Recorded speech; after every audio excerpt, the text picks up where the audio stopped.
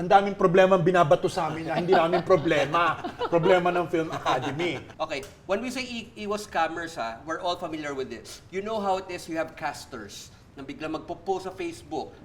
Those people who ask us, ano bang klaseng animal itong Mowelfund? Ito ba'y parang SSS Or or GSIS? GSIS? Ang ganda ng reputation ng Philippine workforce ay, hey, global standard sa mga Pinoy workforce.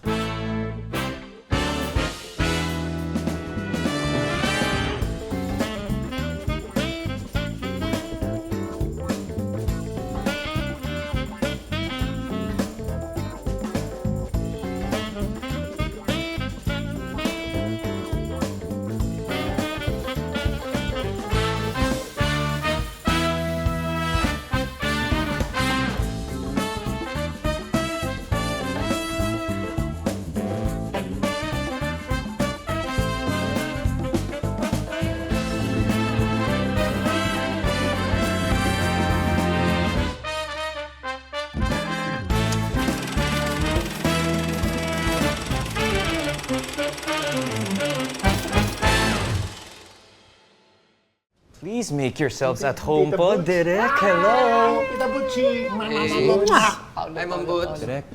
Hi, Hello, Direk. everybody. Now, just calm down and be comfortable. May young blood tayo. I know. I'm still young. I'm so proud. My student. And thank you all for coming. Make yourselves at home. This is probably the first time you've had a break in God knows how long. Thank you. Thank you. The Filipino film industry is kept alive, not just by the stories we tell, but by the institutions that protect and support those who tell them. Today, we will dive deep into the process of some of the agencies that serve as the backbone of the Philippine film industry today. This is Behind the Reel. All right, let's get straight into it. While a lot of people are familiar with your work off and on the screen, some may not be as familiar with the work you do behind it. So, we have representatives here from the Film Development Council of the Philippines, Mowelfund, and the Film Academy of the Philippines. Let's kind of go down the line here. Let's sort of give an introduction as to what each of these institutions are and how important they are into the welfare, the development, and just the artistry of everything film. Let's start with Direk Joey over here, why don't we? Oh God, it had to be me. Of course. All right. Well, I am the chairman and the CEO of the Film Development Council of the Philippines.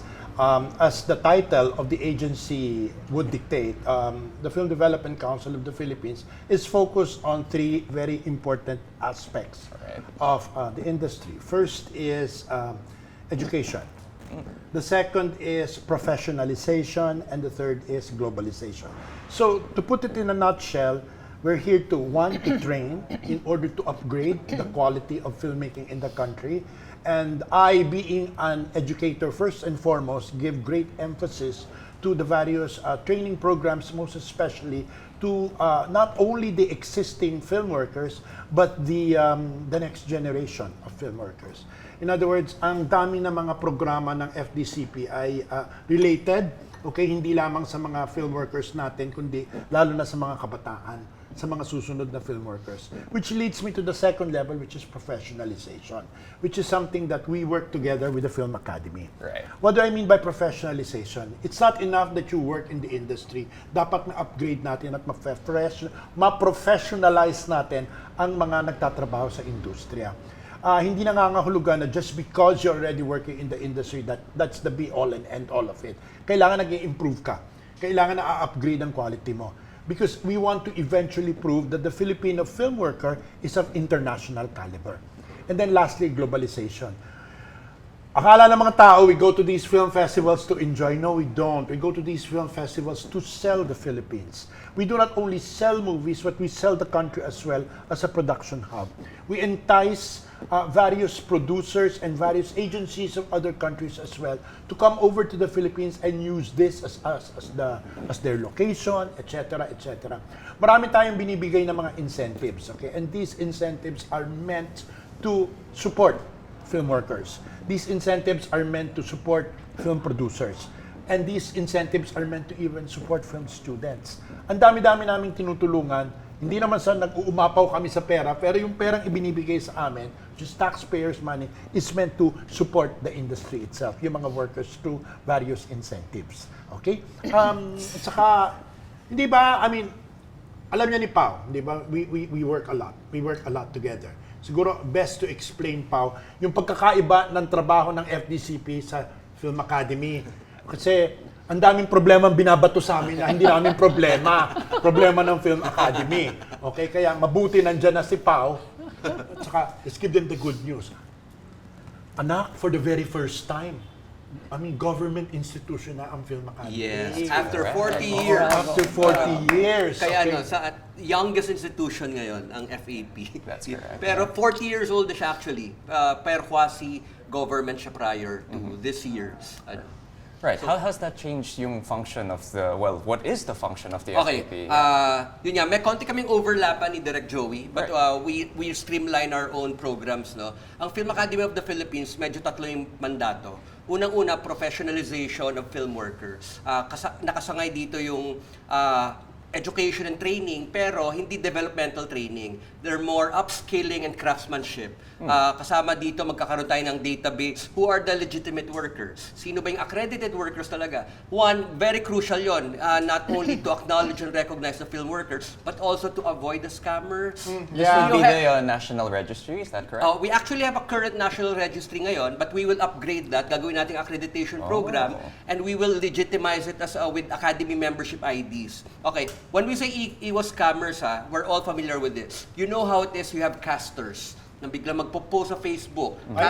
Casting young whatever, yung pala racket lang. Or worse, they're used for more criminal elements like, badly put, like for older adults to use na mga videos. Okay? Kung meron tayong database at accreditation, the public can actually check kung legitimate worker ba to.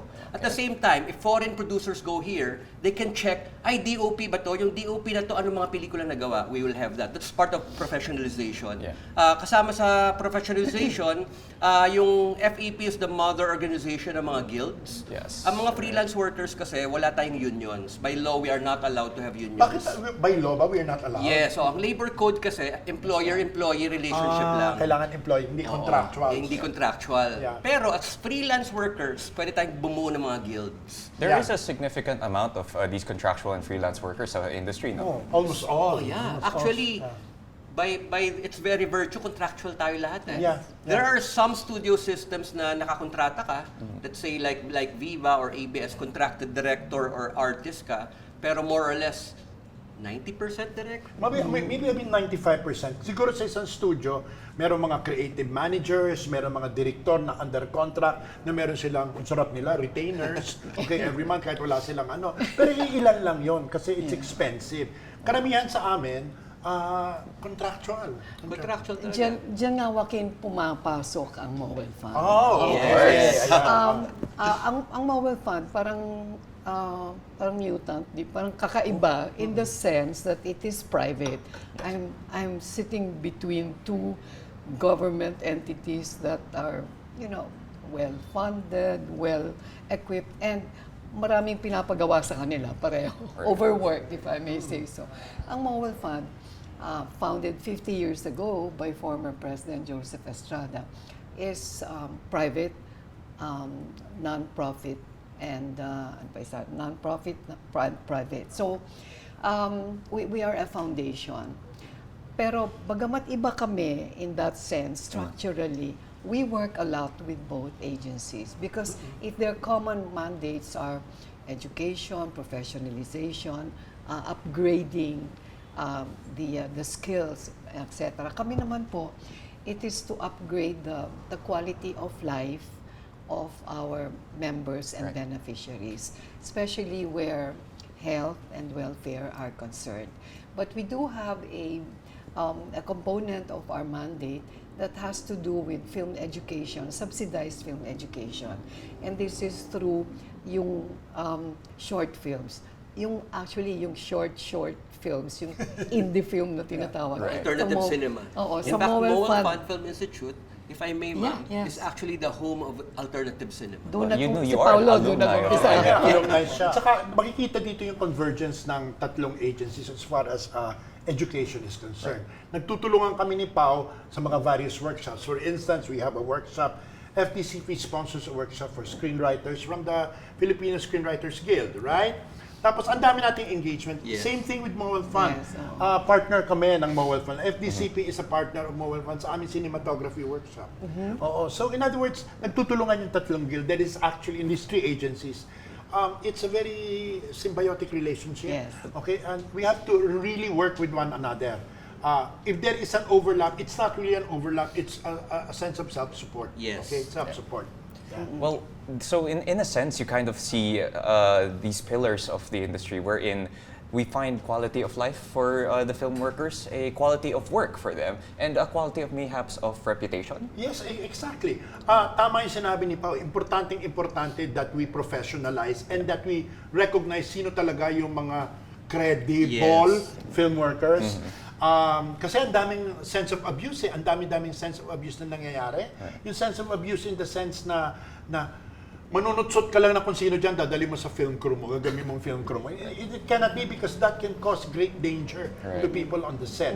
Okay, I'll just give you now, the whole idea of accidents happening on the set can come from the fact that the people on the set are not properly trained. Right. Yeah. That's where things like the Eddie Garcia law comes into play. Yeah, No? exactly, Yes. exactly. Okay, and if you want to implement the Eddie Garcia law with very limited time on the set, you need really professional people, Properly trained people. who will work on a clockwork basis. Yun. At saka sa mundong Sure. very global na, when you have multiple countries shooting in each other's countries, Yeah. ang ganda na ang reputation ng Philippine workforce ay, hey, global standard sa mga Pinoy workforce. We have one big advantage. We are English speakers. Yes. Yeah, So can you imagine, sikat na tayo for our directing, for acting, for our singing. Pero imagine kung sikat pa tayo for our workforce. Yeah.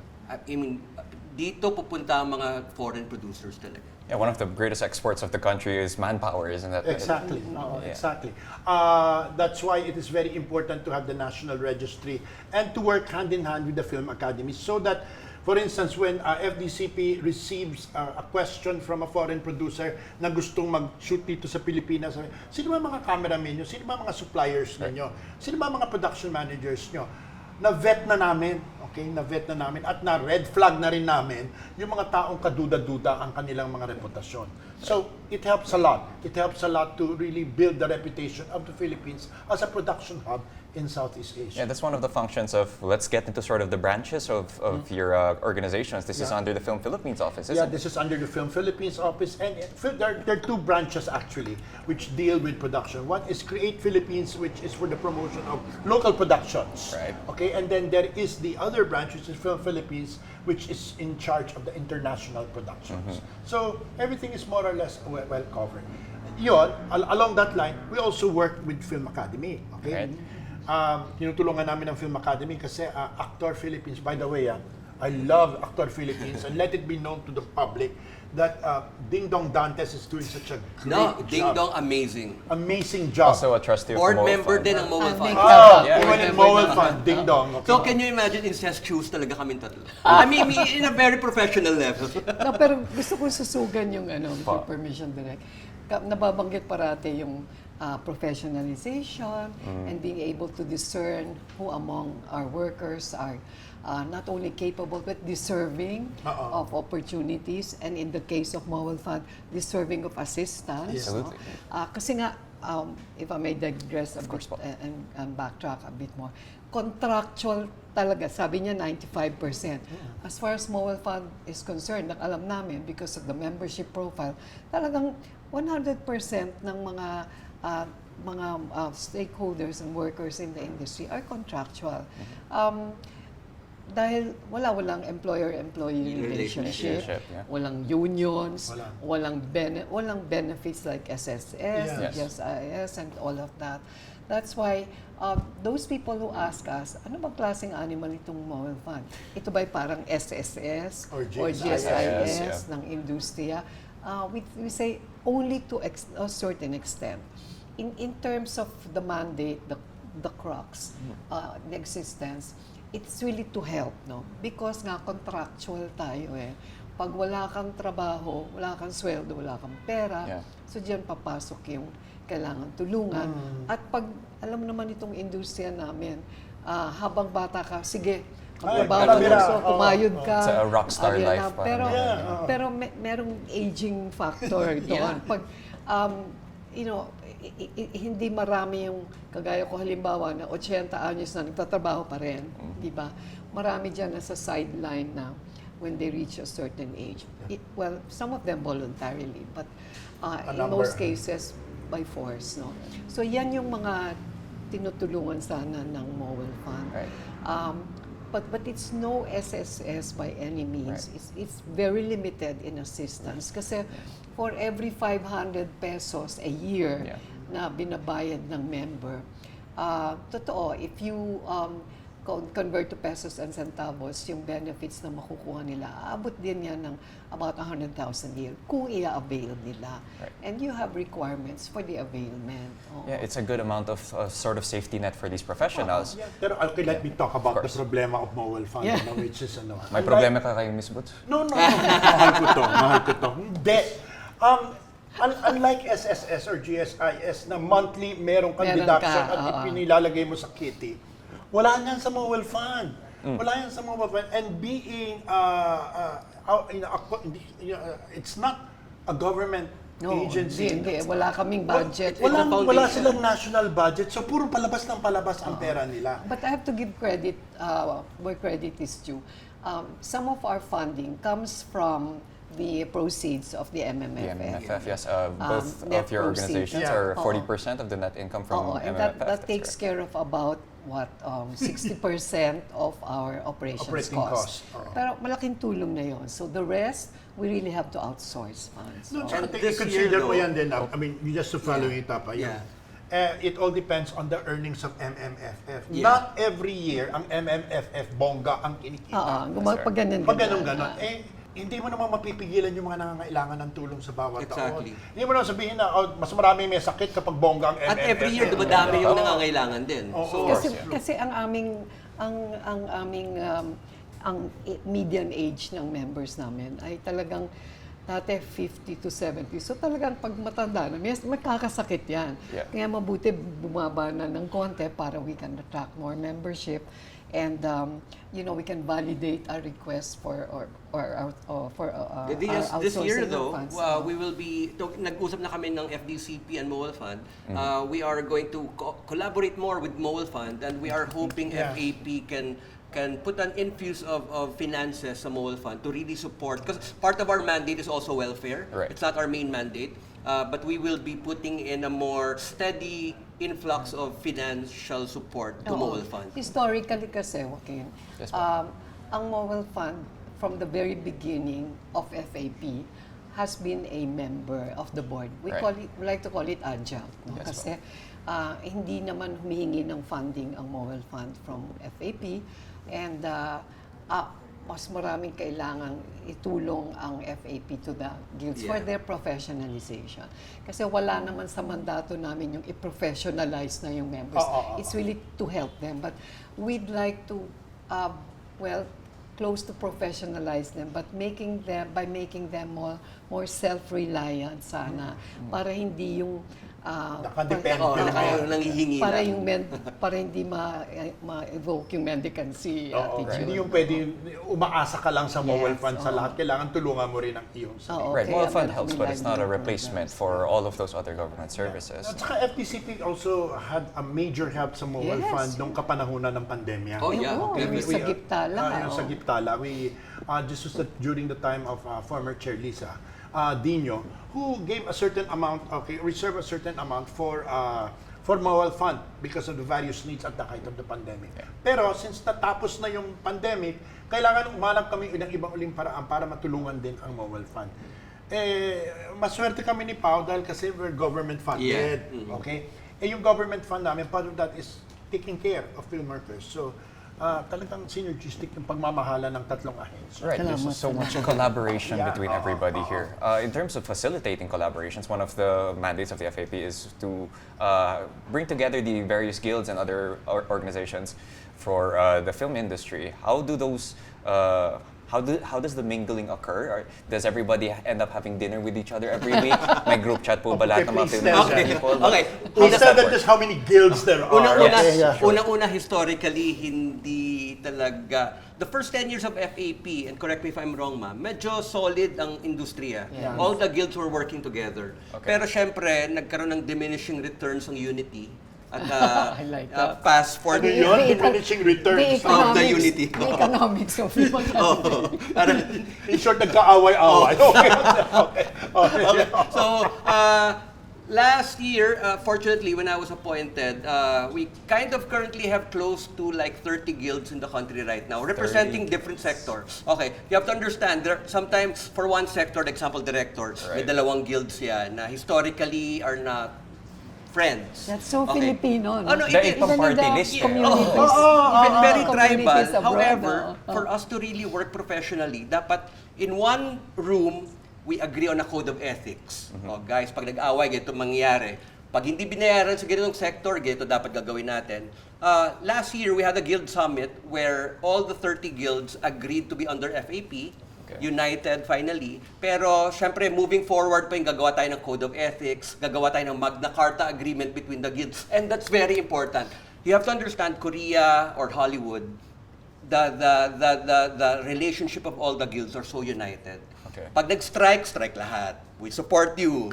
Or, how can we avoid strikes? By having deals with the producers. Okay, those are very crucial elements that we are kind of hoping to institute moving forward, starting this year, dahil government agency na yung FAP. Are there any concrete intentions, some very specific plans to come out of these discussions to facilitate tong parang dynamic you have? Well, one, guild summits. Number two, na concrete example, no, finally, we'll have a code of ethics. Most professional industries, merong handbook, filmmaker's handbook, Okay. na andun yung code of ethics of each sectoral profession, down to utility and caterers. So we'll have that. Ang maganda dito, very active ang mga guilds ngayon, DGPI actor, they're creating their own rules then internally, which is really, really good. And then once we unite all of that, we'll, by hopefully in 2 years' time, super united na lahat. And you know why I attribute this na kung bakit there is sudden this reactivation of the various guilds, why there is suddenly a kind of an energy boost among the film workers. I guess it's because they see that FAP, Mowelfund, and FDCP are working together, Yep. which is, I hate to say this, never happened before. Oh, no. It's never And happened it's before. 100 years old nang, Yeah. In 100 years of existence, bakit na yun pala? Oh, because you're such pretty people. No. It's because we decided that we have to work together. This is not a question of territoriality. It's a question of having to work together for the industry. The three people here are here to work for the agency that they represent. They're not working for themselves. Very true. Paolo does not have to prove anything because he is already Paolo Villaluna and he directed this beautiful new national anthem that you see. Okay, and who would ever question, Tita Boots? Okay, and well, my mother loves me. Okay, No, Direk Joey is Direk Joey. No. Apart from all the classic films, including his first film. My God, the super classic na and modern classics like My Minamahal. Yes. Okay. Well, because we all this. Tama na nga, napaka-ego booster nito. My God, I'm about to burst into tears. No, we decided to work together because we realized now we are at a very critical time, Whaqyn. We are living really in such a critical time na the lives of many film workers depend on the efficiency of how we run the agencies. Okay? Lalo na sa Mowelfund, lalo na sa Film Academy. Okay? Believe ako dito kay Paolo kasi ang diverse na mga, I was very careful with the choice of words, ang diverse na mga various guilds. At saka kay Tita Boots, we know the uphill climb of having to work, to make Mowelfund work. Because it's all about money. It's all about people getting sick. It's all about burying people. and it costs money, and then the amount of money coming in is not commensurate to the amount of money coming out. So we have to work together to make it work. From film institutions, film workers' rights, unity, etc. This discussion is definitely a fruitful one, and it's just getting started. If you are a filmmaker, aspiring filmmaker, or just generally love hearing about the film industry, well, do not miss the next part of our episode. Only here on Behind the Reel. I was initially called early in the year last year. I really said no. Kasi alam ko sakit sa ulo. The story goes that it was ERAP who said na, yeah, we can continue with all of this, but why don't we organize? Why don't we institutionalize this? It's not only an art form, but it's basically a business. Yeah, and that It's it can basic- contribute to the economy. Ikaw, anong papel mo? No, wala. Ano ko lang, bago ma-aksidente bago mag-complain yung film worker, bago siya na-aksidente, kailangan ng pelikula.